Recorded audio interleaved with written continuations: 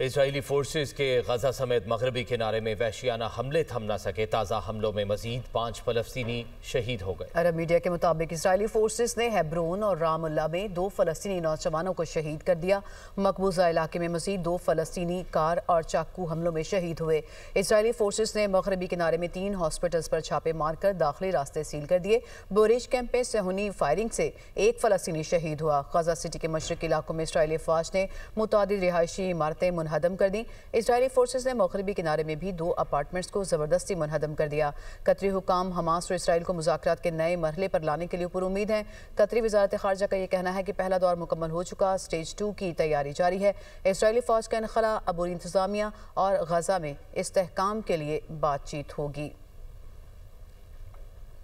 Chief of air staff air chief marshal Zaheer Ahmed Babar Sidhu نے کہا ہے کہ مارکہ حق میں پاکستان ایئر فورس نے دشمن کے دانت کھٹے کیے۔ 10 مئی کو دشمن کے ڈیفنس سسٹم کو کامیابی سے نشانہ بنایا۔ دشمن کے جدید ترین طیاروں کو پاک فضائیہ نے مار گرایا۔ فیلڈ مارشل سید عاصم منیر نے مارکہ حق میں قائدانہ کردار ادا کیا۔ پاک فضائیہ نے تمام افواج کے ساتھ مل کر بہادری اور ہم آہنگی سے وطن عزیز کا دفاع کیا۔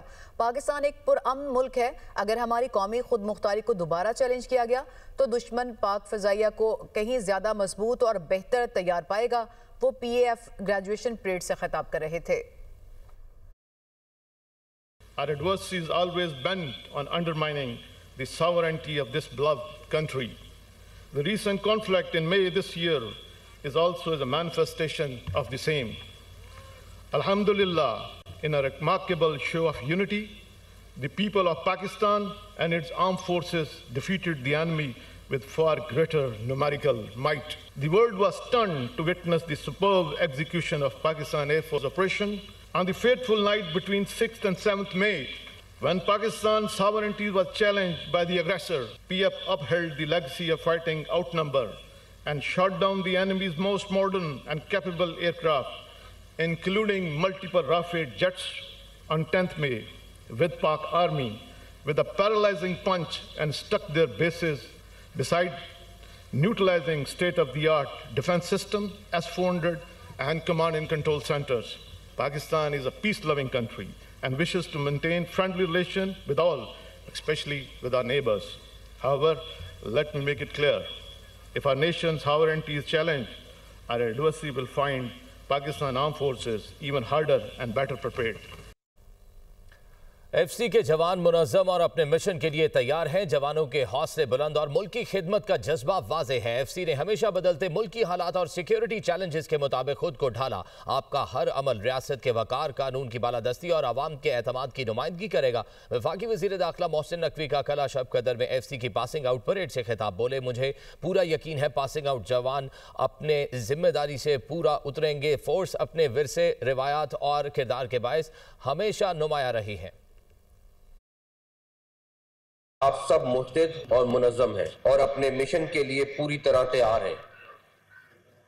آپ کی یہ کارکردگی نہ صرف آپ کی جسمانی تربیت کو ظاہر کرتی ہے بلکہ آپ کے عزم، حوصلے اور اس ملک کی خدمت کے جذبے کو بھی واضح کرتی ہے۔ آپ کا ہر عمل ریاست کے وقار، قانون کی بالادستی اور عوام کے اعتماد کی نمائندگی کرے گا۔ پاس آؤٹ ہونے والے تمام جوانوں کو میری جانب سے دلی مبارکباد۔ عزت، ایمانداری اور ذمہ داری کے ساتھ اس ملک کی خدمت کریں۔ پاکستان کو آپ پر فخر ہے۔ اس فورس نے بدلتے ہوئے ملکی حالات اور ملکی سیکیورٹی کے چیلنجز کے مطابق اپنے آپ کو ڈھالا ہے۔ ایف سی کے شہداء اور ان کے خاندانوں کو بہترین سہولیات اور مناسب اعزازات ملے۔ نیا شہداء پیکج اس بات کا ثبوت ہے کہ ہم اس فورس کے شہداء کی قربانیوں کا بھرپور اعتراف کرتے ہیں اور ان کی خدمت ہمارے لیے باعث فخر ہے۔ ترکی کے وزیر توانائی اور قدرتی وسائل کی جی ایچ کیو آمد۔ فیلڈ مارشل سید عاصم منیر سے ملاقات کی۔ باہمی دلچسپی کے امور اور توانائی کے شعبے میں تعاون بڑھانے پر بھی گفتگو کی گئی۔ آئی ایس پی آر کے مطابق ترکی توانائی تعاون میں توسیع اور اسٹریٹجک اشتراک پر اتفاق ہوا۔ دو طرفہ تعلقات مضبوط بنانے اور اسٹریٹجک شراکت داری بڑھانے پر بھی گفتگو کی گئی۔ فیلڈ مارشل سید آصم منیر نے کہا کہ پاکستان اور ترکی کے درمیان گہرے اور تاریخی برادرانہ تعلقات ہیں۔ مختلف بین الاقوامی فورمز پر ترکی کی جانب سے پاکستان کے لیے حمایت کو سراہا۔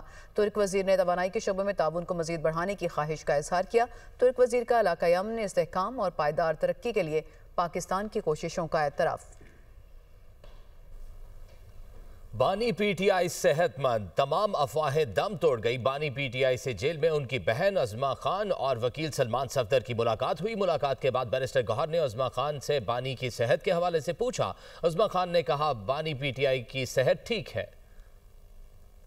آپ کو بتائیں کہ بانی پی ٹی آئی صحت مند ہیں، تمام افواہیں دم توڑ چکی ہیں۔ بانی پی ٹی آئی سے جیل میں ان کی بہن عظمیٰ خان کی اور وکیل سلمان صفدر کی ملاقات ہوئی ہے۔ ملاقات کے بعد بیرسٹر گوہر نے عظمیٰ خان سے بانی کی صحت کے حوالے سے جب پوچھا تو عظمیٰ خان نے کہا کہ بانی پی ٹی آئی کی صحت ٹھیک ہے۔ قومی کمیشن برائے اقلیتی حقوق بل 2025 ترامیم کے ساتھ منظور کر لیا گیا۔ تحریک کے حق میں 160، مخالفت میں 79 ووٹ پڑے۔ اپوزیشن کا شور شرابہ، حکومت کے خلاف نعرے بازی کی، اور آپ کو بتائیں کہ پارلیمنٹ کے مشترکہ اجلاس سے پی ٹی آئی ارکان واک آؤٹ کر گئے۔ جے یو آئی نے ترامیم دینے کے باوجود بل کی مخالفت کی۔ وفاقی وزیر قانون اعظم نذیر تارڑ نے یہ بل پیش کیا۔ قومی کمیشن برائے اقلیتی حقوق 16 ممبران پر مشتمل ہوگا۔ چاروں صوبوں سے 2 اقلیتی ممبران اس کمیشن کا حصہ ہوں گے۔ چاروں صوبائی حکومتیں اپنی طرف سے اقلیتی ممبران کی نامزدگی کریں گے اور کمیشن کا ایک ممبر اسلام آباد سے ہوگا۔ وفاقی وزیر قانون اعظم نذیر تارڑ نے کہا ہے کہ قرآن و سنت کے منافی کسی قسم کی قانون سازی نہیں ہو سکتی۔ جے یو آئی کو بھی اس حوالے سے یقین دہانی کرائی ہے۔